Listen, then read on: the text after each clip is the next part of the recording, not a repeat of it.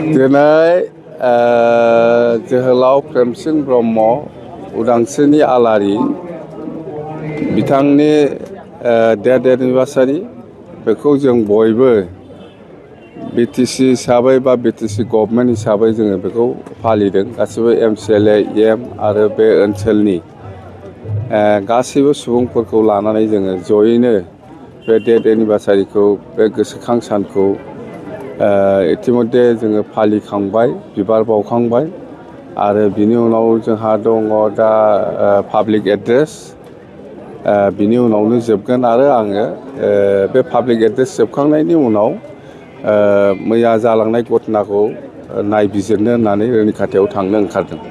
दा जायखिजाया जोंना बेनो जोहोलाव प्रेमसिं ब्रह्म उदांस्रिनि आलारि होनबा बयबो बर' सुबुंल' नङा, गासै आसामनि सुबुंफ्रा बयबो बुजिगौ।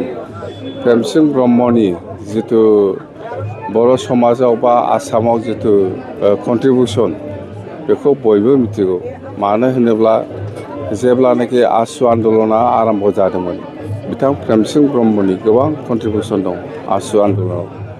बिनि उनावसो बे जोबखांनायनि उनावसो जोहोलाव प्रेमसिं ब्रह्म उदांस्रिनि आलारि बिथाङा बड'लेण्ड मुभमेन्टआव बड'फा उपेन्द्रनाथ ब्रह्मजों एखेलगे थाफानानै आन्दलनखौ दैदेनबोदों आरो बिथाङा खालि बर'निल' नङा, गासै सुबुं माहारिनि थाखाय मोजां बिथोन होलांदों जे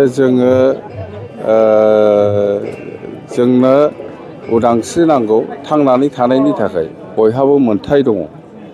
बे बोसोनखौ जोंनो होलांदों आरो बे बोसोनजोंनो जोङो गोबां सम बिथां गैयै समावबो जोङो आन्दलनखौ सालायबोदों।